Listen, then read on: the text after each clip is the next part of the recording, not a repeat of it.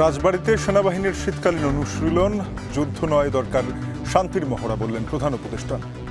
যারা এটাতে অংশগ্রহণ করেছে তাদের সবাইকে অভিনন্দন জানাচ্ছি। সবাই আমরা হাততালি দিলাম তাদের জন্য। তারেক রহমানের 4 মামলা আপিল বিভাগেও বাতিল, দেরিতে নির্বাচন মানবে না জনগণ, লন্ডন থেকে ফিরে সালাউদ্দিন।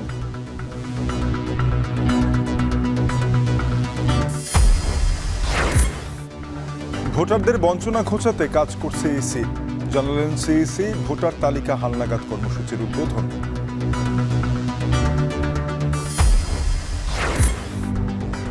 বাংলাদেশে বিনিয়োগ নিরুৎসাহের অভিযোগ সৌদির। আরামকো স্যামসাংকে ফেরত পাঠায় গত সরকার, জানালেন অর্থ উপদেষ্টা।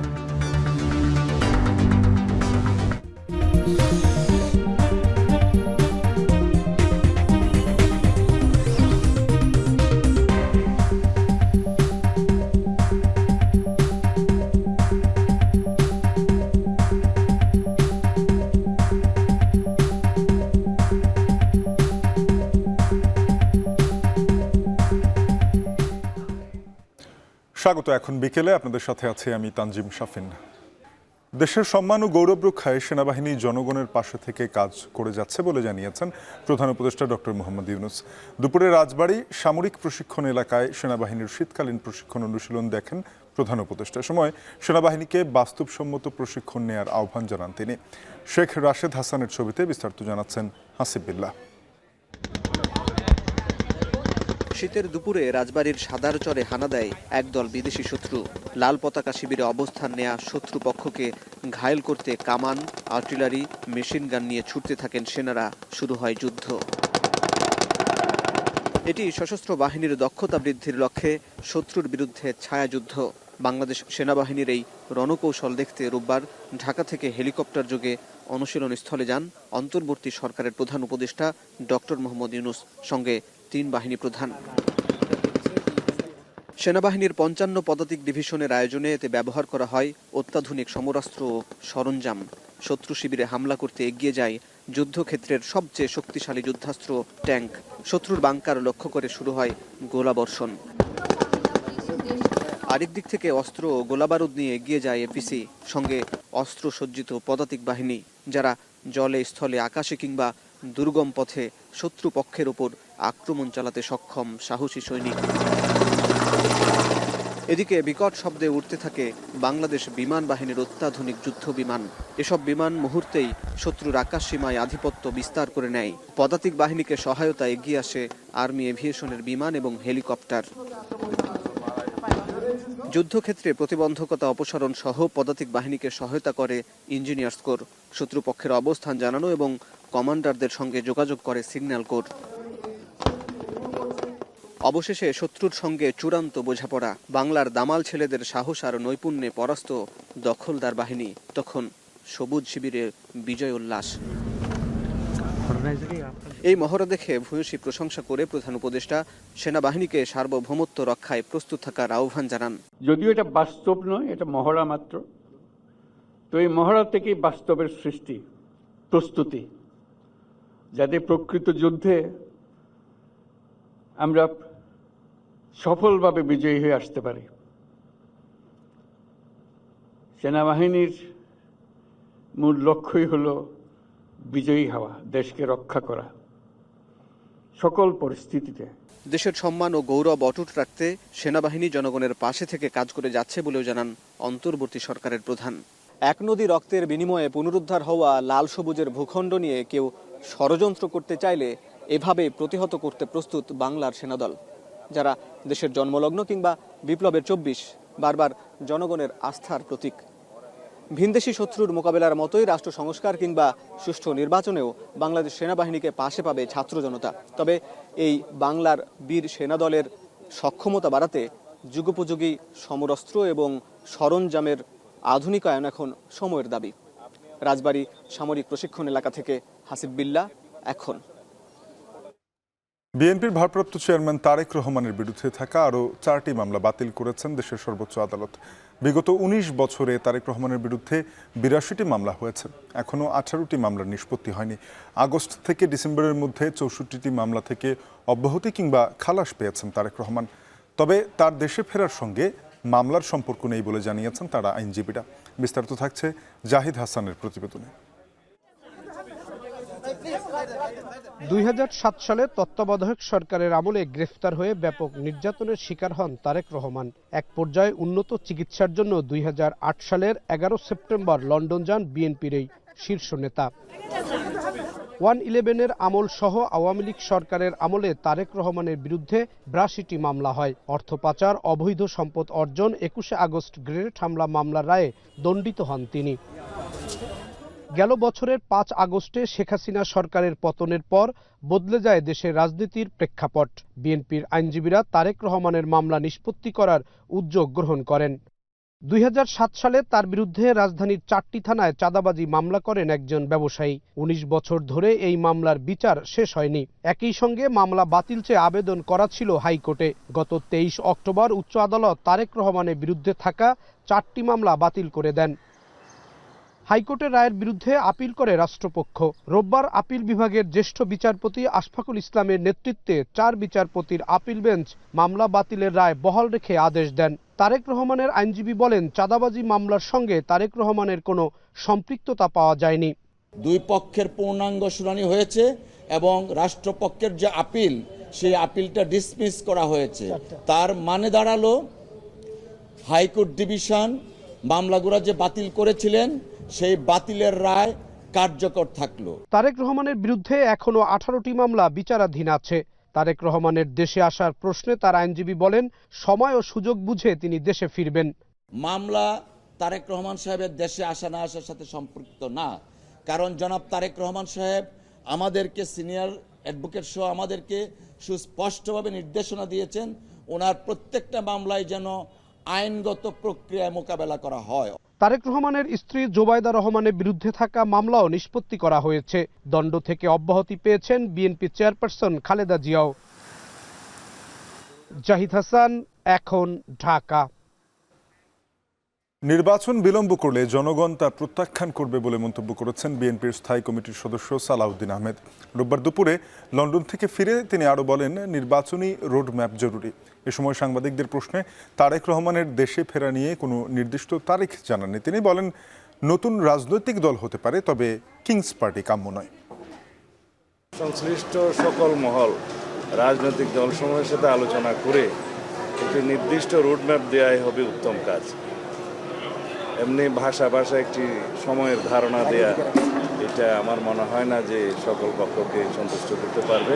নতুন রাজনৈতিক শক্তির যদি উদয় হয় আমরা স্বাগত জানাবো, তবে সেটা যেন কিংস পার্টি টাইপের এবং সরকারি সহযোগিতায় না হয়ে তারা সুষ্ঠু ধারায় রাজনৈতিক প্রক্রিয়ার মধ্যে জন্মগ্রহণ করে, সেটাই ভালো।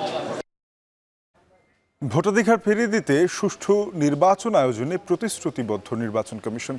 এমনটা জানিয়ে নির্বাচন সংশ্লিষ্টদের পেশাদারিত্বের সঙ্গে কাজ করার নির্দেশনা দিলেন CCAMM নাসির উদ্দিন। সকালে ভোটার তালিকা হালনাগাদ কর্মসূচি উদ্বোধন করে কথা বলেছেন অন্যান্য কমিশনাররাও।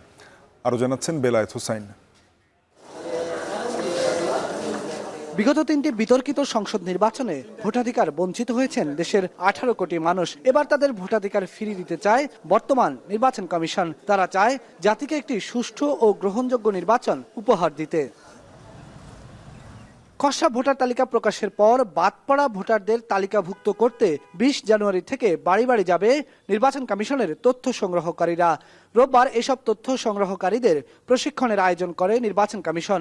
উদ্বোধনী অনুষ্ঠানে প্রধান নির্বাচন কমিশনার বলেন, গতানুগতিক পদ্ধতিতে কাজ করার সুযোগ নেই। 18 কোটি মানুষের ভোটের অধিকার ফিরিয়ে দিয়ে সুষ্ঠু ও নিরপেক্ষ নির্বাচন দিতে নির্বাচন কমিশন প্রতিশ্রুতিবদ্ধ। আমরা দায়িত্ব নিয়েছি ইনশাল্লাহ তাদের বঞ্চনা যাতে আমরা ঘুষাইতে পারি। তারা যে বঞ্চিত হয়েছে এতদিন, সেটা সেই ভোটের অধিকার থেকে বঞ্চিত হয়েছে, সেটা আমরা ঘুষাতে চাই। তাদের এই বঞ্চনার যে কষ্ট, সেটা আমরা দূর করতে চাই। এ সময় নির্বাচন সংশ্লিষ্টদের পেশাদারিত্বের সঙ্গে কাজ করার নির্দেশ দেন প্রধান নির্বাচন কমিশনার। মানুষের যে প্রত্যাশা, দেশবাসীর যে প্রত্যাশা এই সরকারের উপরে যেমন খুব বেশি, আমাদের কাছে এই প্রত্যাশাটা কিন্তু খুব বেশি। গতানুগতিক পন্থায় চিন্তার কোনো সুযোগ নাই এখন। প্রশিক্ষণ অনুষ্ঠানে নির্বাচন কমিশনার আবুল ফজল মোহাম্মদ সানাউল্লাহ বলেন, নির্ভুল ভোটার তালিকা প্রস্তুতে প্রত্যেকটি ভোটারের তথ্য যাচাই করতে হবে। ভোটার তালিকা সংক্রান্ত আমাদের সন্দেহ, সংশয়। দ্বিতীয় যে বাস্তবতা ছিল ভোটের প্রতি মানুষের অনাগ্রহ। এটি একটি বাস্তবতা যেখান থেকে আমরা বিশ্বাস করি যে আমরা বের হয়ে আসব। নির্বাচনকে যেভাবে কলুষিত করা হয়েছে তা পুনরুদ্ধার করার জন্য যা যা করা প্রয়োজন তা করা হবে বলে জানিয়েছেন নির্বাচন কমিশনার আনোয়ারুল ইসলাম সরকার। অন্যদিকে নির্বাচন কমিশনার তহমিদা আহমেদ বলেন, কোন কর্মকর্তার অনিয়মের দায় নেবে না ইসি। নির্বাচন যেভাবে কলুষিত হয়েছে সেইটাকে পুনরুদ্ধার করার জন্য আমাদের যা যা করার লাগে তাই করুন ইনশাল্লাহ। তো যিনি এই দুরভিসন্ধিমূলক কিছু করার চিন্তা করবেন সেটা উনি নিজ দায়িত্ব করবেন, আমাদের সহায়তা থাকবে না, সাপোর্ট থাকবে না। ভোটার তালিকা যত নির্ভুল হবে নির্বাচন তত গ্রহণযোগ্য হবে বলে মত নির্বাচন কমিশনারদের। বেলায়েত হোসাইন, এখন, ঢাকা। বাংলাদেশের কিছু মানুষ ব্যক্তি স্বার্থে বিদেশি বিনিয়োগকারীদের নিরুৎসাহিত করে বলে অভিযোগ করেছেন সৌদি রাষ্ট্রদূত ইসা বিন ইউসুফ আল দুহাইলেন। সৌদি বাংলাদেশ অর্থনৈতিক সম্পর্ক নিয়ে আয়োজিত সেমিনারে এই অভিযোগ করেন তিনি। এ সময় অর্থ উপদেষ্টা সালেউদ্দিন আহমেদ জানান, সৌদি কোম্পানি আরামকোর মতো দক্ষিণ কোরিয়ার স্যামসাংকেও বিমানবন্দর থেকে তাড়িয়ে দিয়েছিল বিগত সরকার। বিস্তারিত থাকছে সিউল আহমেদের প্রতিবেদনে। ৮ আগস্ট ডক্টর মোহাম্মদ ইউনূস বাংলাদেশের অন্তর্বর্তী সরকারের প্রধান উপদেষ্টার দায়িত্ব গ্রহণের পর ২৭ আগস্ট রাষ্ট্রীয় অতিথি ভবন যমুনায় সৌদি রাষ্ট্রদূতের সাথে সৌজন্য সাক্ষাৎ করেন। আলোচনায় উঠে আসে দুই দেশের সরকারই পরস্পরের সাথে সহযোগিতা অব্যাহত রাখবে। রোববার সকালে পররাষ্ট্র মন্ত্রণালয়ে আবারও সৌদি বাংলাদেশ সম্পর্ক প্রসঙ্গ। অর্থনৈতিক সম্পর্ক সংক্রান্ত এই সেমিনারে উঠে আসে রিয়াদ ঢাকা সম্পর্কে বন্ধুত্বের হাত বারবার ফিরিয়ে দিয়েছে হাসিনা সরকার। ব্যক্তি স্বার্থে এমনটা করা হতো বলে অভিযোগ জানান সৌদি রাষ্ট্রদূত। Aramco, as my brother said, came between 2016 and 2019 3 times to Bangladesh with high profile delegations, but nobody received them. কেবল জনশক্তি রপ্তানিতেই নয়, বাংলাদেশে তেল রিফাইনারি কারখানা করে পূর্ব দক্ষিণ এশিয়ার বাজারে তেল রপ্তানির হাব গড়তে চায় সৌদি আরব, জানান সৌদি রাষ্ট্রদূত ইসা ইউসুফ ইসা আল দোহাইলাম। Will make a significant change not only internally but in the region. We can also make the products of this refinery goes to China, goes to India, goes to the neighbor countries. শুধু Saudi আরবের company নয়, দক্ষিণ কোরিয়ার স্যামসাংকেও ফিরিয়ে দিয়েছিল হাসিনা সরকার। বিনিয়োগ না বাড়ার কারণ শুধু দুর্নীতি নয়, বাংলাদেশ পলিসিগত নানা ভুল সিদ্ধান্ত নিয়েছিল বলে জানান অর্থ উপদেষ্টা। Aramco was not welcome. Same story the Korean. Samsung came, and they are also not welcome. They went to Vietnam, and they are exporting more than $50 billion. The government will do everything, and private sector will just take the opportunity. Private sector has to be very competitive, efficient, and also perform their job, including regulatory regime and everything that one. That is very important. এদিকে পররাষ্ট্র উপদেষ্টা বলেন, অন্তর্বর্তী সরকার বিদেশি বিনিয়োগকারীদের সঠিক পরিবেশ দিতে বদ্ধপরিকর এবং সব দেশের জন্যই জনশক্তি প্রশিক্ষণ দেওয়া হবে বলেও জানান তিনি। We need to do a lot of things at our end. Let us accept the reality that although we have been claiming for a long time that we have the most investor-friendly atmosphere, but then in practical ground that has not been the truth all the time. বাংলাদেশে বিনিয়োগ বৃদ্ধিতে অন্তর্বর্তী সরকারকে যে কোনো সহযোগিতায় হাত বাড়ানোরও আশ্বাস দেয় সৌদি সরকার। সিউল আহমেদ, এখন, ঢাকা। ৪৩তম বিসিএসে একবার গেজেটভুক্ত হয়েও পরে যাচাই বাছাই প্রক্রিয়ায় বাদ পড়া ২২৭ জন প্রার্থী পুনর্নিয়োগের দাবিতে সচিবালয়ের সামনে অবস্থান নিয়েছেন। রোববার সকাল থেকে সচিবালয়ের ১ নম্বর গেটের সামনে অবস্থান নেন তারা। পুনরায় গেজেটে অন্তর্ভুক্তির দাবিতে জনপ্রশাসন মন্ত্রণালয়ের কাছে আবেদন জমা দিতে এসে তারা জানান, কোনো ধরনের রাজনৈতিক সম্পৃক্ততা না থাকলেও গোয়েন্দা সংস্থার রিপোর্টের উপর ভিত্তি করেই তাদের গেজেট থেকে বাদ দেওয়া হয়েছে। ফৌজদারি অপরাধ না থাকলে তাদের যেন নতুন করে গেজেটভুক্ত করা হয় সেই দাবি জানান তারা। গত বৃহস্পতিবারও আবেদনপত্র জমা দিতে এসেছিলাম, জমা দিয়েছিলাম, আমরা কোনো রিসিপ্ট কপি পাইনি। আমরা যারা বাদ গেছি আর কি, আলটিমেটলি 227 জন যারা বাদ গেছি তাদের পুনর্বিবেচনার জন্য নতুন করে একটা আবেদন চাওয়া হয়েছে। আমরা পুনর্বিবেচনার যে ব্যাপারটি সেটা পুনর্বিবেচনার জন্য আবেদনপত্র জমা দিতে এসেছি। 15 তারিখে যোগদান করার জন্য গেজেটেড করুক, নয়তো আমাকে মেরে ফেলুক। যেখানে আমি বাবা মায়ের সুখের কারণ হবে, শান্তির কারণ হবে, সেখানে আজকে আমি তাদের হতাশার কারণ।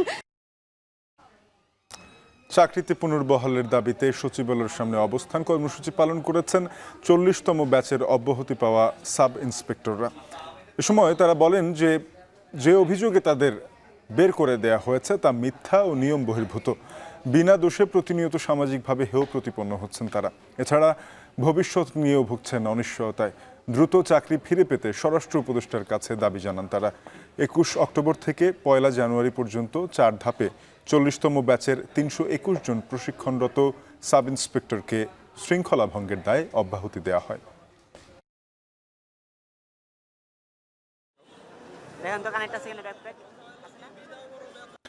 আগুন লাগার 11 দিন পর অনেকটাই স্বাভাবিক হলো সচিবালয়। খুলে দেওয়া হয়েছে ক্ষতিগ্রস্ত 7 নম্বর ভবন। প্রথম থেকে 5ম তলা পর্যন্ত অফিস চালু হয়েছে, তবে আগুনে ক্ষতিগ্রস্ত 6ষ্ঠ থেকে 9ম তলা পর্যন্ত বন্ধ আছে। 10 দিন পর খুলে দেওয়ায় পরিচ্ছন্নতা সহ কম্পিউটার কানেকশনের কাজ করছেন কর্মচারীরা। তবে এখনও সংযোগ দেওয়া যায়নি ইন্টারনেট সেবা। ভবন পরিদর্শনে গিয়ে গণপূর্ত সচিব আব্দুল হামিদ খান জানান, স্বাভাবিক কাজকর্ম শুরু হলেও আগুন লাগা 4টি তলায় মেরামতের কাজ চলছে। আগামী 10 থেকে 15 দিনের মধ্যে আগুন লাগা 4টি তলায় কাজ শুরু করা যাবে। এদিকে শ্রম ও কর্মসংস্থান সচিব AHM শফিকুজ্জামান বলেন, আগুনে যে পরিমাণ ক্ষতি হয়েছে তা অল্প সময়ে মেরামত সম্ভব না, বেশ কিছুদিন সময় লাগবে।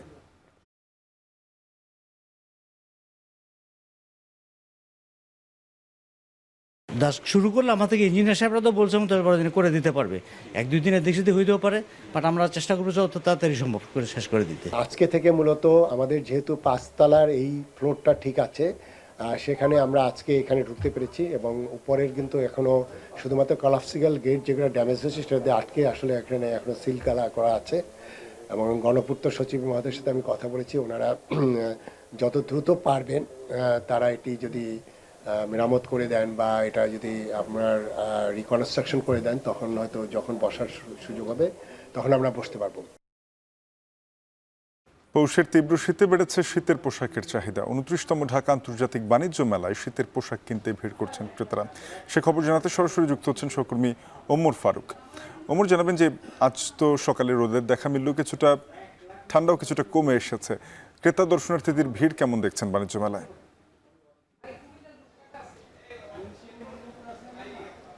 শাফিন, এবার চলছে বাণিজ্য মেলার আন্তর্জাতিক বাণিজ্য মেলার 29তম আসরের আজ কিন্তু 5ম দিন। সকালের দিকে আমরা যেমনটি দেখেছি এখানে কিন্তু ক্রেতা দর্শনার্থীর তেমন একটা উপস্থিতি ছিল না, তবে বেলা বাড়ার সাথে সাথে ক্রেতা দর্শনার্থীদের উপস্থিতি বেড়েছে এবং তারা কিন্তু এই দূরত্ব উপেক্ষা করে তারা ঢাকার বিভিন্ন প্রান্ত থেকে মেলায় আসছেন পরিবার পরিজনদেরকে নিয়ে। এবং মেলায় যে নানা দেশি বিদেশি যেই সকল নানান ধরনের যে পণ্য নিয়ে বিভিন্ন ধরনের বেরঙের যে স্টলগুলো রয়েছে সেখানে কিন্তু আমরা দর্শনার্থীদের আমরা ভিড় লক্ষ্য করতে পাচ্ছি। এবং তারা আমরা যেমনটি দেখছি এখানে নানা বয়সী দর্শনার্থীরা আসছেন, তারা কিন্তু তাদের পরিবার পরিজনদেরকে নিয়ে মেলায় যে সকল পণ্যের দোকানগুলো রয়েছে সেখানে কিন্তু তারা তাদের পরিবারের জন্য বিভিন্ন ধরনের জিনিসপত্রের তারা কিন্তু দাম দর করছেন। এবং আমরা দেখতে পাচ্ছি যে এখানে বাংলাদেশ ক্ষুদ্র ও কুটির শিল্প কর্পোরেশনের কিন্তু একটি প্যাভিলিয়ন রয়েছে, সেখানে কিন্তু নানান ধরনের বাহারি পণ্যের সমারোহ আমরা দেখতে পাচ্ছি। এখানে কিন্তু দেশীয় পণ্য অর্থাৎ পাট সামগ্রী দিয়ে কিন্তু নানান ধরনের নানান রঙের কিন্তু তারা ব্যাগ আছে। এছাড়াও কিন্তু আমাদের যে দেশীয় সংস্কৃতির অন্যতম একটি অংশ যে জামদানি, সে জামদানিও আছে। অর্থাৎ বলে রাখি, এই যে কুটির শিল্পের যেই প্যাভিলিয়নগুলো আছে সেখানে কিন্তু আমরা অন্য প্যাভিলিয়নের চাইতে আমরা কিন্তু ভিড় কিছুটা বেশি দেখতে পাচ্ছি। এছাড়াও কিন্তু এখানে বাংলাদেশ ক্ষুদ্র মাঝারি শিল্প ফাউন্ডেশনের একটি সিরামিক্সের দোকান রয়েছে, সেখানে কিন্তু সিরামিক্সের নানান ধরনের পণ্য সামগ্রী আমরা দেখতে পাচ্ছি। তবে আমরা এখানকার ক্রেতা দর্শনার্থী যারা আছে তাদের সাথে কথা বলে যেমনটি আমরা জানতে পেরেছি তারা বলছেন যে মেলার শুরুতে হওয়ায় জিনিসপত্রের দাম খানিকটা বেশি রয়েছেন। তবে আমরা এখানকার যে দোকানি রয়েছেন অর্থাৎ বিক্রেতা যারা আছেন তাদের সাথে কথা বলে আমরা যেমনটা জানতে পেরেছি, অর্থাৎ ক্রেতা বিক্রেতার মধ্যে কিন্তু তারা কিন্তু যেই দামের একটা অপ্রাসঙ্গিক দাম কিন্তু চাওয়া হচ্ছে, যার ফলে কিন্তু আসলে তেমন তাদের বেচা বিক্রি কিন্তু হচ্ছে না। তাদের কিন্তু বেচা বিক্রি হচ্ছে না। তবে তারা বলছেন যে হয়তোবা মেলার দিন বাড়ার সাথে সাথে বেচা বিক্রি তাদের বাড়বে এবং তাদের যেই লক্ষ্য সেটা কিন্তু তারা পূরণ করতে পারবে। এই ছিল শাফিন ঢাকা আন্তর্জাতিক বাণিজ্য মেলা থেকে সর্বশেষ তথ্য। কুমিল্লায় শীতের সঙ্গে বেড়েছে শীতের পোশাকের বেচা বিক্রি, ক্রেতা সমাগম বাড়ছে। মার্কেট, শপিং মল, বিপণী বিতান সহ সড়কের পাশের ফুটপাতে যে পোশাক বিক্রি হচ্ছে সেই দোকানগুলোতেও। এ নিয়ে আরও জানাতে কুমিল্লার কান্দিরপাড় এলাকা থেকে যুক্ত হয়েছেন সহকর্মী মাসুদ আলম। মাসুদ, জানাবেন যে শীতের কাপড়ের দাম কেমন দেখছেন, দাম এবং মান নিয়ে ক্রেতারা কতটা সন্তুষ্ট?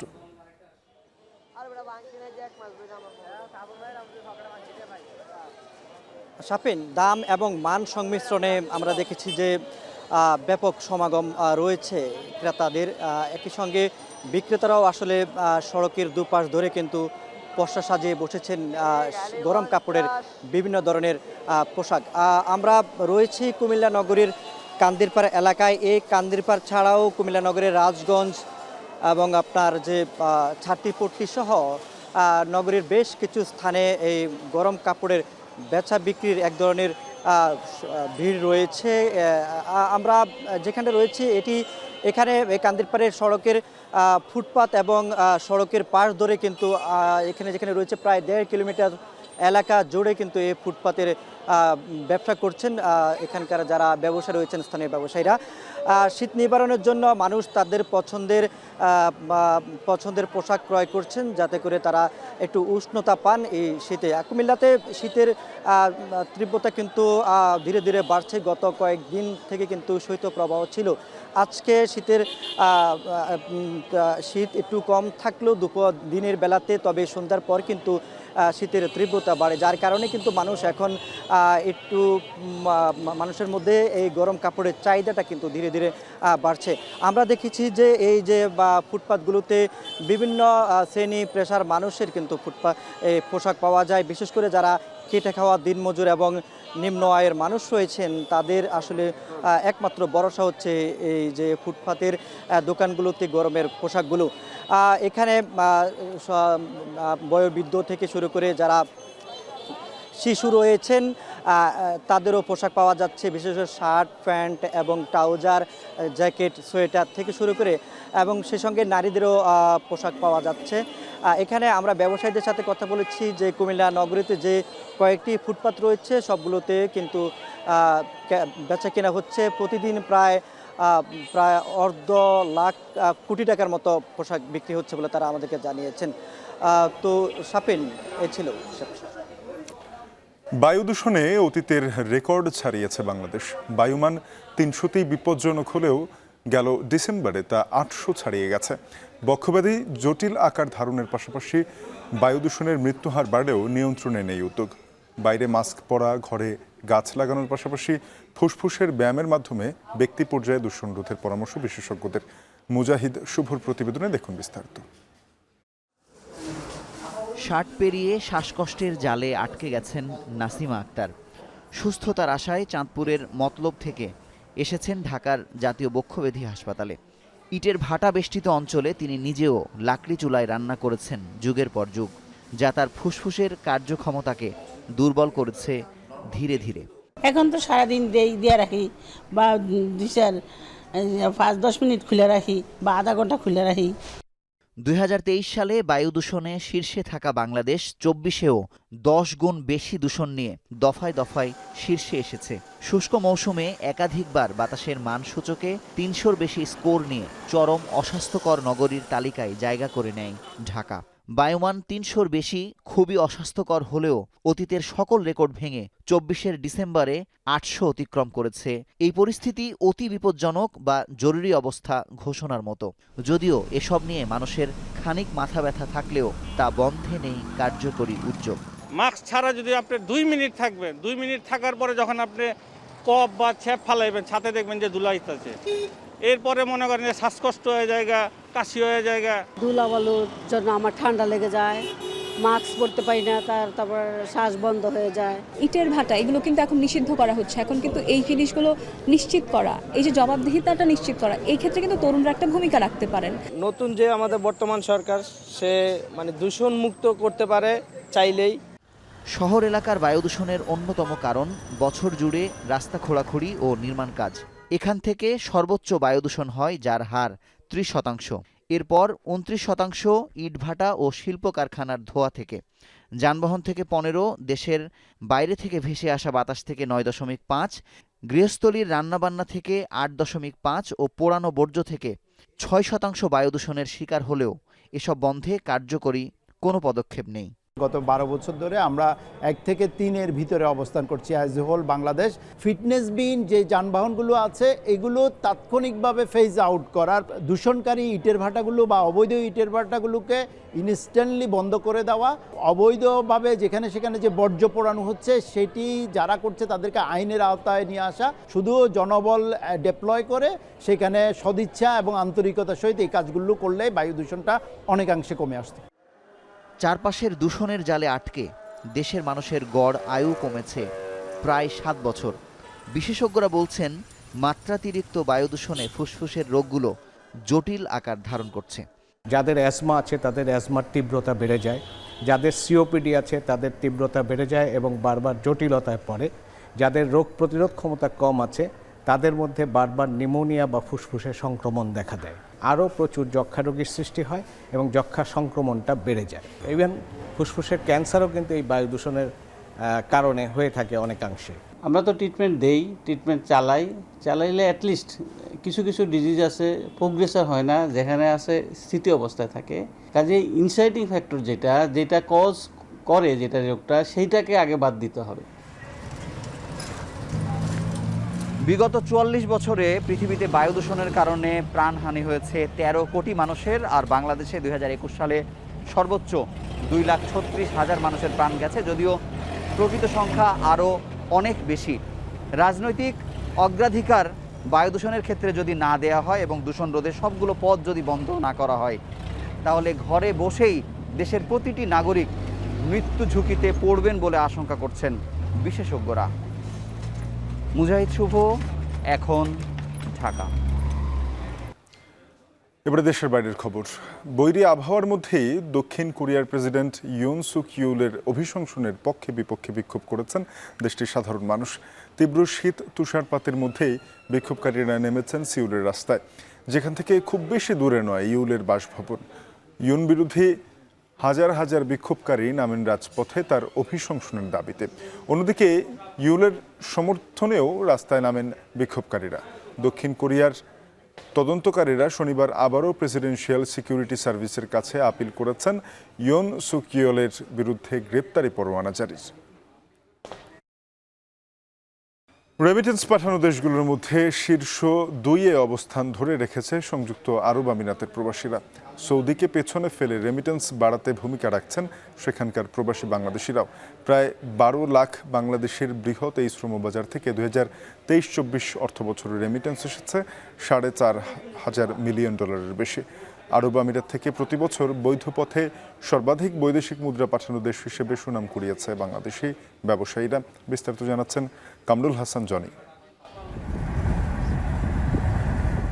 গেল কয়েক বছর ধরে রেমিটেন্স প্রবাহ বৃদ্ধিতে চমক দেখাচ্ছে সংযুক্ত আরব আমিরাত। প্রণোদনা সহ বৈধ পথে রেমিটেন্স পাঠাতে প্রবাসীদের উৎসাহ প্রদানের পাশাপাশি দেশের বাণিজ্যিক খাতে অনাগরিক গুরুত্বপূর্ণ ব্যক্তি নির্বাচন, এই দুটি পন্থাকে উল্লেখযোগ্য কারণ হিসেবে দেখছেন সংশ্লিষ্টরা।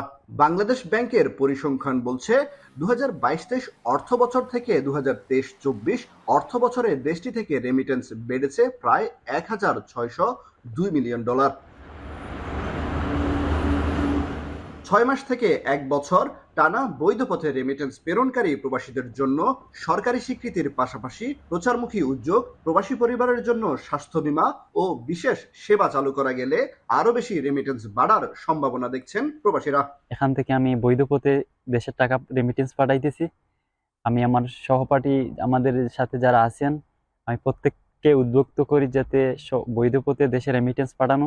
আমাদের বাংলাদেশ গভর্নমেন্ট বা এম্বাসির মাধ্যমে যদি আরও কিছু প্রমোশন এভাবে এখানে করা যায়, বিভিন্ন ক্ষেত্রে বিভিন্ন জায়গায়, দুবাই, আবুধাবি এই সমস্ত কিছু ক্ষেত্রে করা হয়, কিন্তু কিছু রিমোট এরিয়া আছে ওই সমস্ত জায়গায় করা হয় না। সো এরকমের যদি কিছু করা যায় বা তাহলে রেমিটেন্সটা আরও বৃদ্ধি পাবে। রেমিটেন্স যারা আমরা পাঠাই, যদি বিভিন্ন ধরনের সহযোগিতা যদি আমাদের করা হয়, বিভিন্ন প্রচারণা যদি চালানো হয় টেলিভিশনে অথবা আপনার সোশ্যাল মিডিয়াতে, যে আমি যদি 6 মাস একটানা যদি আমি রেমিটেন্স পাঠাই বা 1 বছর একটানা আমি রেমিটেন্সটা পাঠাই, সেক্ষেত্রে দেখা যাচ্ছে সহযোগিতা আমরা পাবো গভর্নমেন্টের কাছ থেকে। গেল ডিসেম্বরে সরকারের ঘোষণা অনুযায়ী 2022-23 অর্থ বছরে দেশে বৈধ পথে রেমিটেন্স প্রেরণকারীদের মধ্য থেকে 2024 সালের জন্য সর্বাধিক বৈদেশিক মুদ্রা প্রেরণকারী অনিবাসী বাংলাদেশি ক্যাটাগরিতে 45 জনকে সিআইপি নির্বাচিত করা হয়। এই তালিকায় 17 জন ছিলেন আমিরাত প্রবাসী। 2023-24 অর্থ বছরে পাঠানো রেমিটেন্সের উপর 2025 সালের জন্য সিআইপি নির্বাচিত হওয়া 73 জনের মধ্যে 40 জনই আমিরাত প্রবাসী বাংলাদেশি।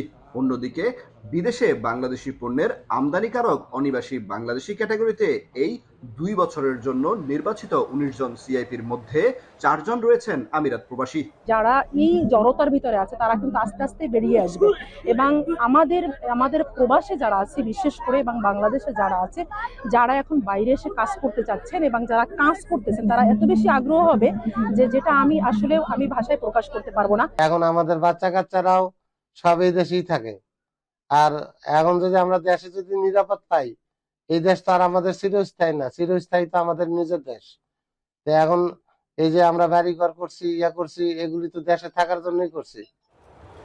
প্রবাসীরা বলছেন, পরিবারের জন্য দৃশ্যমান উদ্যোগ ও সেবা সহজ করা সহ সরকার প্রবাসীদের দেশে বিনিয়োগের নিরাপত্তা দিলে আরো বেশি রেমিটেন্স প্রেরণে উৎসাহিত হবেন তারা।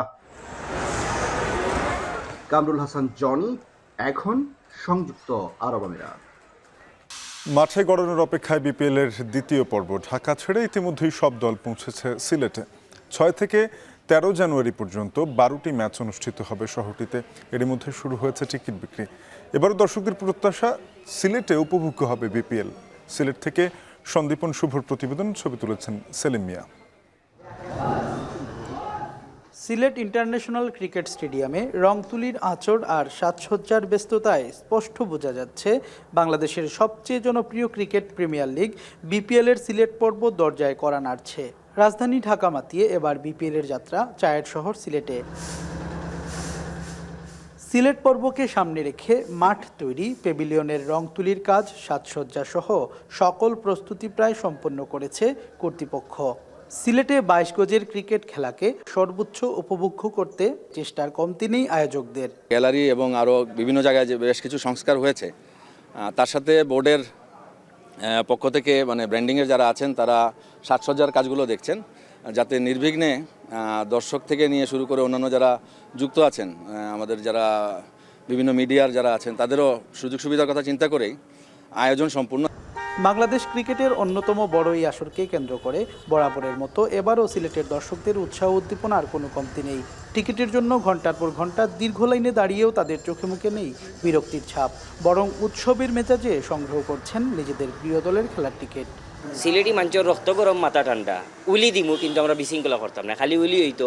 আমরা খুব আনন্দিত। 6 তারিখ থেকে আমরা মাঠে সবাই উপস্থিত হব, যার জন্য আমরা প্রায় 1.5 ঘন্টা 2 ঘন্টা ধরে এখানে অপেক্ষা করতেছি টিকিটের জন্য। আর বাড়ি থেকে হইতেছে যে আমরা প্রতিদিন ডেট দেওয়ার পর থেকে প্রতিদিন মানুষজন কল করতেছে যে টিকিট টাকার জন্য, টিকিট টাকার জন্য, টিকিট টাকার জন্য। এবারের বিপিএলে এরই মধ্যে টিকিট নিয়ে কারাকারি শুরু হয়েছে। ঢাকা পর্বে টিকিটের জন্য বুথ ভাঙচুর, অগ্নিসংযোগের মতো ঘটনা ঘটেছে। সঙ্গে টিকিট কালোবাজারিদের দৌরাত্ম্য তো আছেই।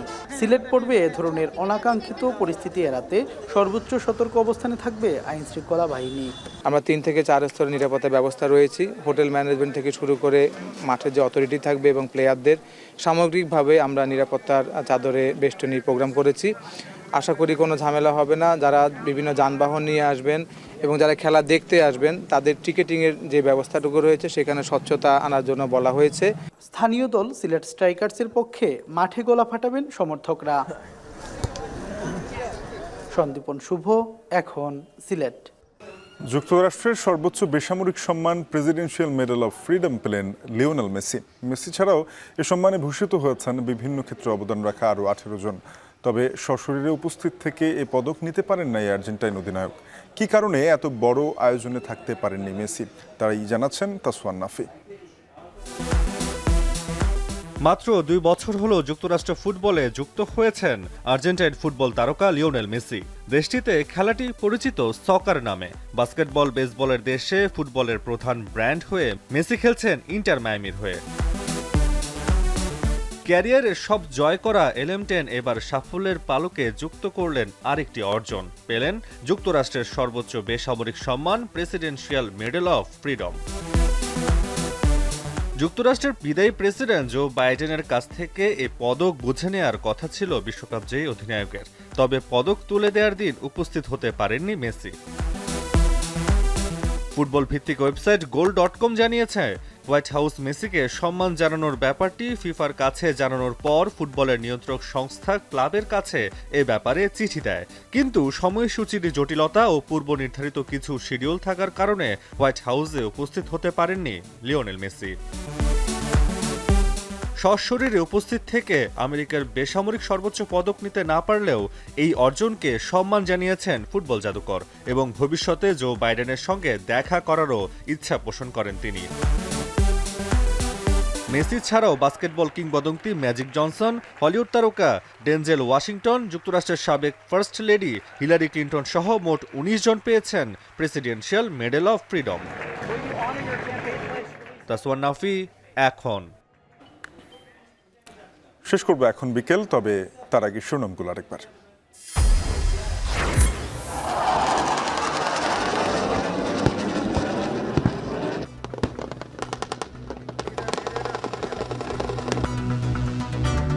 রাজবাড়ীতে সেনাবাহিনীর শীতকালীন অনুশীলন, যুদ্ধ নয়, দরকার শান্তির মহড়া, বললেন প্রধান উপদেষ্টা।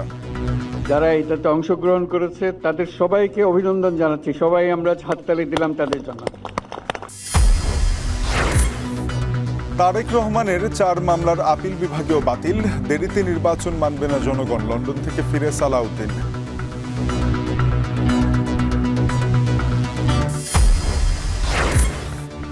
ভোটারদের বঞ্চনা ঘোচাতে কাজ করছে ইসি, জানালেন সিইসি। ভোটার তালিকা হালনাগাদ কর্মসূচির উদ্বোধন।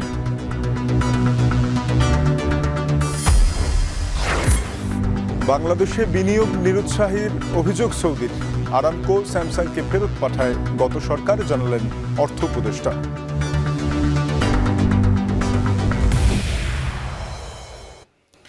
এই ছিল এখন বিকেলে। এখন টেলিভিশনের ওয়েবসাইট দেখতে ভিজিট করুন www.এখন.tv। যুক্ত থাকুন আমাদের ফেসবুকে facebook.com/tv.এখন, আর ইউটিউবে সরাসরি দেখতে ভিজিট করুন youtube.com/c/এখন TV।